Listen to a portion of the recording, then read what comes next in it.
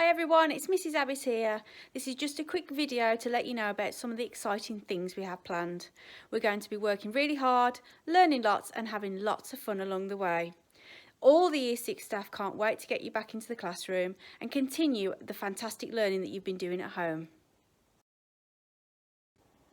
For the first few lessons, we will be reviewing letter writing. I know that you have written some fantastic letters from Mr. Allport's lessons. Can you remember the difference between formal and informal? An informal letter might be to a friend. So let's have a look at mine. So here is my example of an informal letter. I've got my address at the top, 42 Bluebell Wood, Dudley, West Midlands, DY4 50A. Then I start my letter in a very informal way. Hi Emma, I just wanted to thank you for my amazing birthday presents. I love my book and can't wait to start reading it. My chockies look delicious. I think I'll need to hide them away from Jack. How are you and the family? Hope you are all well. We must meet up again soon. It has been far too long. This is a very friendly letter. I will also end my letter in a very informal way. I am going to write, see you soon. And then my name. I am Tina today. As I have mentioned, in informal letters we can use informal, friendly language. You may decide to use contractions. Can you remember what these are? Pause the video now and see if you can write some examples down. Here are the examples I thought of. Do not, the contraction is don't. What do we need to remember? We need to remember the apostrophe. The contraction for did not is didn't. D-I-D-N apostrophe T. It will, it'll, it apostrophe L-L. She will, she'll apostrophe L-L. He will, he'll apostrophe L-L. Will not is won't, that's a tricky one, apostrophe T. Cannot is can't, C-A-N apostrophe T, and has not, hasn't, H-A-S-N apostrophe T. How did you get on? Sometimes it's necessary to write a formal letter. This means we use standard English and avoid slang. Can you remember how we set out a formal letter? On this page we have some examples of the formal vocabulary you may use in your letter. Will you magpie any of the phrases? Imagine this. You have been brought a Christmas present that you have wanted for months. You open up the box to find to your horror that the present is damaged beyond repair. Your parents are also horrified because they wanted to give you the perfect Christmas and also spent hundreds of pounds on this one item. Here are my top tips for planning. Get to the point in your letter. Stay calm, but don't be aggressive or threatening, because would you want to help somebody who is rude? Be assertive, say exactly what you want, but make it reasonable. And give a sensible amount of time for them to respond or resolve the matter.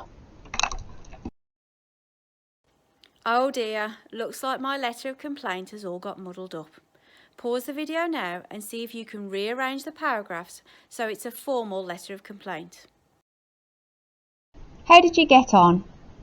You will have seen that my address needs to go in the top corner on the one side. And then on the other side, it's the address of the company. So in this case, Smith's Toy Store, where I received the toy. Underneath that, you should have put Dear Sir or Madam. This is a really good way to introduce a formal letter. After that, our opening paragraph explains why we are writing the letter, why we're complaining about the toy. So it says, I am writing to complain about a toy I brought from your store at the beginning of December as a Christmas gift for my son. Firstly, as soon as my son opened his Paw Patrol tower, the whole thing fell apart. This should simply not happen to a child's toy. And then after that, my second argument, I have started secondly.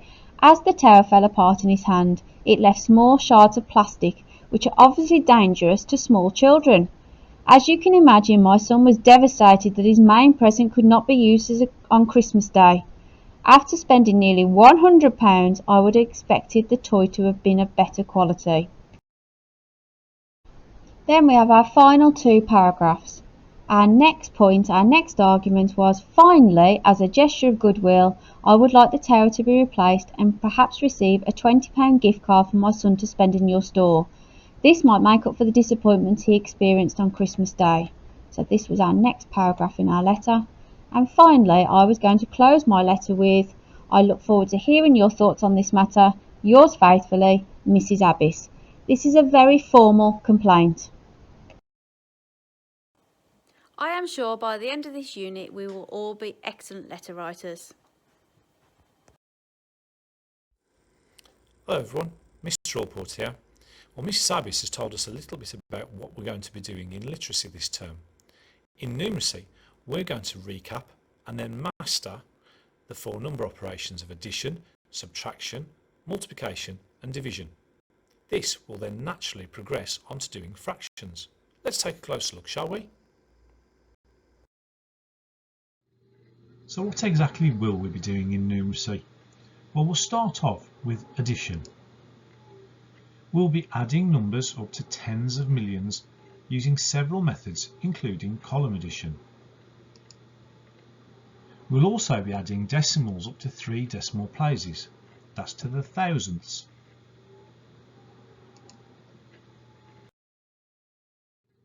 Following addition, we'll move on to subtraction, where we will be subtracting numbers up to tens of millions using several methods, again including column subtraction. This is where we learn to exchange. We will also be subtracting decimals up to 3 decimal places, again to the thousandths. We will still be using exchanging.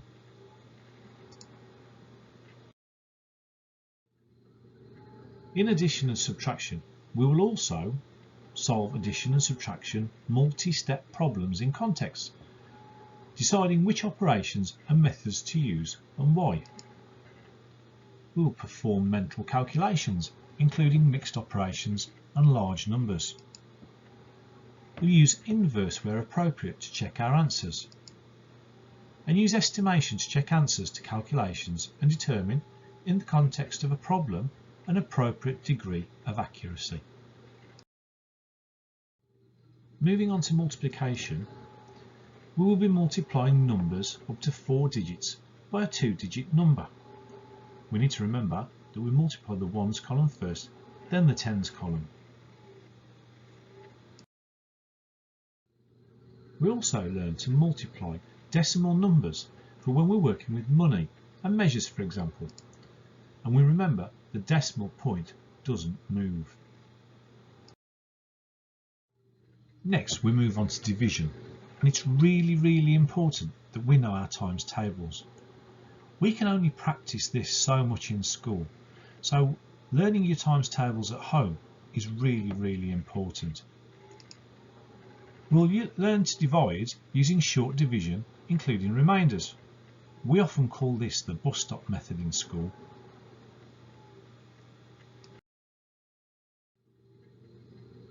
After we've learnt to divide with remainders, we then learned how to interpret remainders as decimals.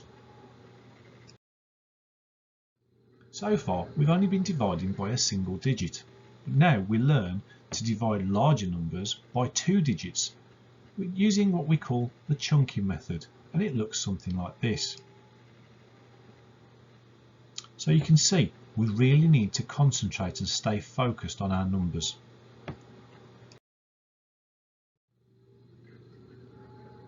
Following the chunking method, where we learn to chunk big groups of numbers, we can apply that knowledge to understand how to do long division method. And it doesn't take long for the children to adapt to always doing their long division to find a larger number divided by a 2-digit number. As well as our fantastic multiplication and division skills, we will also learn to identify common factors, common multiples and prime numbers. We'll be able to perform mental calculations, including mixed operations and large numbers.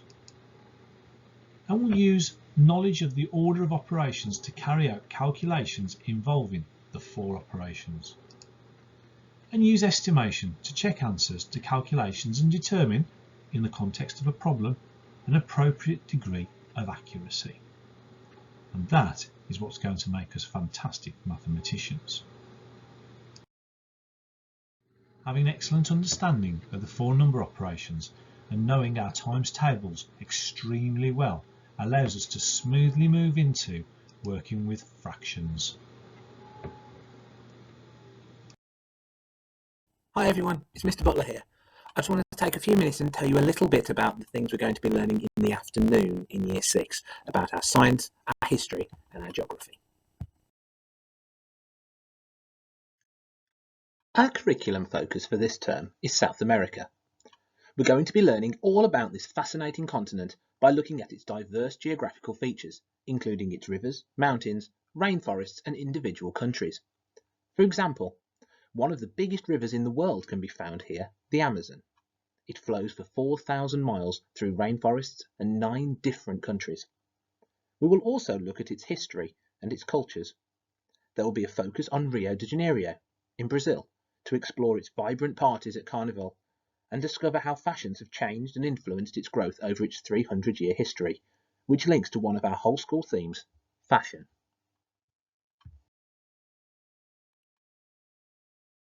Our next theme, which will run through our learning, is food. As well as discovering the local delicacies and national cuisines, we also explore how international trade is central to their economies and how our own supermarkets are influenced by the imports from South America. Finally, technology. As part of our lessons about the rainforest, we will learn about how deforestation is affecting the unique ecosystem and the rare and beautiful animals that live there. We will then see how the knock-on effect can impact on our own lives through its far-reaching implications for the pharmaceutical industry, as many medicines are developed from plants that grow in the rainforests.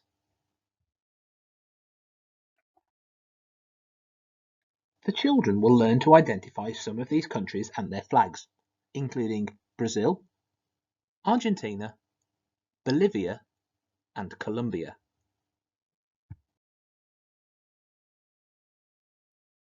They will also be able to support their learning by visiting the Year 6 section of the school website and watching some of the lessons from our period of partial school closure.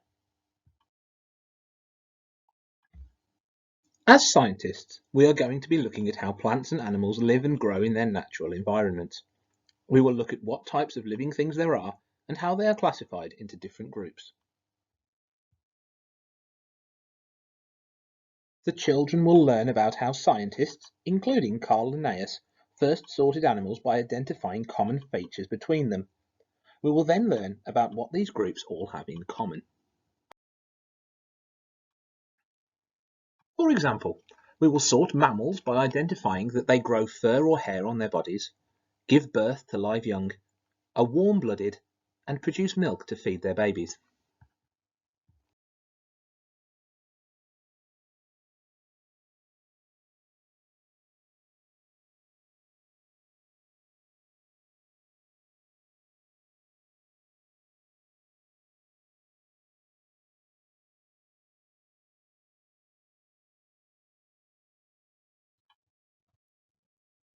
I'm sure you recognise this slide from all of our home learning videos.